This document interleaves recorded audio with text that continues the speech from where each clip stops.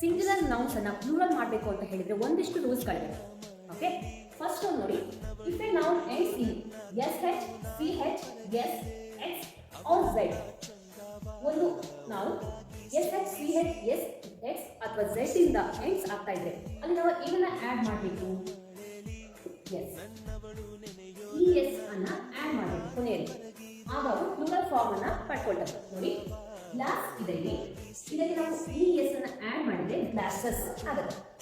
Glass ಇದೆ, glasses. ಇಲ್ಲಿ dish ಅಂತ ಇದೆ, ಇಲ್ಲಿ ಎಂಡ್ಸ್ ಆಗೋದು ಎಸ್ ಹೆಚ್ ಇಂದ, ಸೊ ಈ ಎಸ್ ಅನ್ನ ಆಡ್ ಮಾಡಿದ್ರೆ ಡಿಶಸ್. ಇಲ್ಲಿ ಕೂಡ ಎಸ್ ಹೆಚ್ ಇಂದ ಎಂಡ್ ಆಗಿದೆ, ಇಲ್ಲಿ ಕೂಡ ಈ ಎಸ್ ಅನ್ನ ಆಡ್ ಮಾಡಬೇಕು. Okay, wishes. ಅಂಡ್ ಇಲ್ಲಿ ಸಿ ಹೆಚ್ ಇಂದ ಎಂಡ್ ಆಗಿದೆ ವರ್ಡ್ ವಾಚ್ ಅಲ್ವಾ? ಈಗ watches, switch, switches, match, matches. ಇಲ್ಲಿ ನೋಡಿ ಬಾಕ್ಸ್ ಅಂತ ಇದೆ, ಇಲ್ಲಿ ಎಸ್ ಇಂದ ಎಂಡ್ ಆಗಿದೆ ವರ್ಡ್, ಸೊ ಇಲ್ಲಿ ಕೂಡ ನಾವು ಈ ಎಸ್ ಅನ್ನ ಆಡ್ ಮಾಡಬೇಕು. Boxes. And tax, taxes. Fox, ಫಾಕ್ಸಸ್.